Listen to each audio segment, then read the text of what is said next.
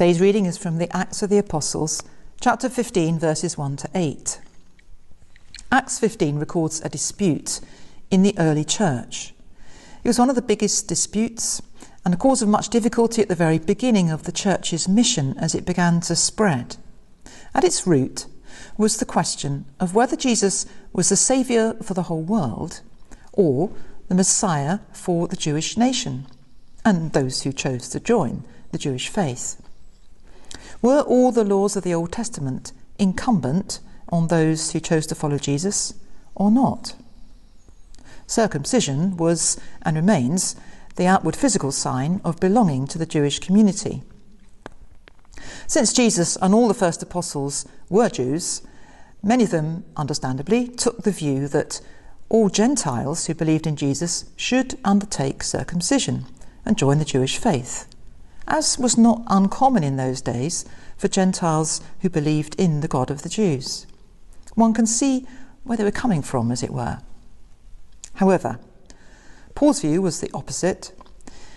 Despite himself being a Jew of the highest possible pedigree, as he did point out, he felt that Jesus' death and resurrection superseded the old order to such an extent that Gentiles could join the community of faith without circumcision.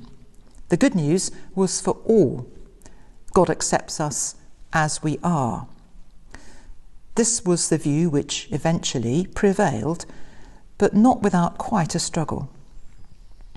Most of what Paul wrote about justification by faith sprang from this dispute.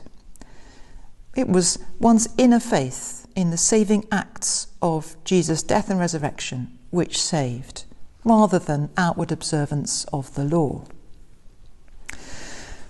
When we look back at the scriptures, both the Old and the New Testament, we can see so many signs of this universal gospel from long before Christ, proclaimed in the prophets and lived out through the example of Jesus, that it may seem surprising to us that the apostles found it hard to accept, and even that they disputed it at all. But hindsight is often clearer than the way we see things at the time, as it gives a different perspective. And our perspective today is so different, since in our world, Christianity and Judaism are two separate faiths, even though we know the connections between them. That was all long ago, but it makes me wonder, how will today's disputes and disagreements be viewed in the future? Will we seem to have been blind or slow to understand or prejudiced? Society as a whole is reviewing its history of treatment of people of colour and recognising that we have been, and in some cases still are, racist.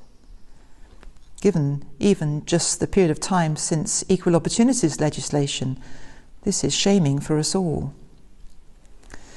So, are there other matters which might be looked back on in the future and which will seem obviously wrong or misguided, and that could be in the church or in wider society?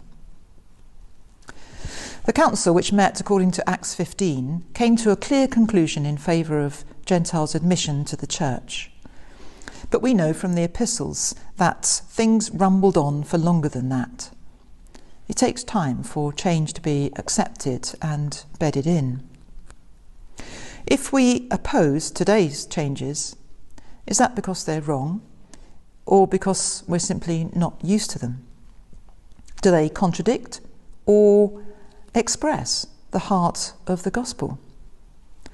Can we aim for the humility to recognise that the way we've always done things is not necessarily the right way for evermore, and that the church is always in flux, constantly changing, and always seeking to live out the truth?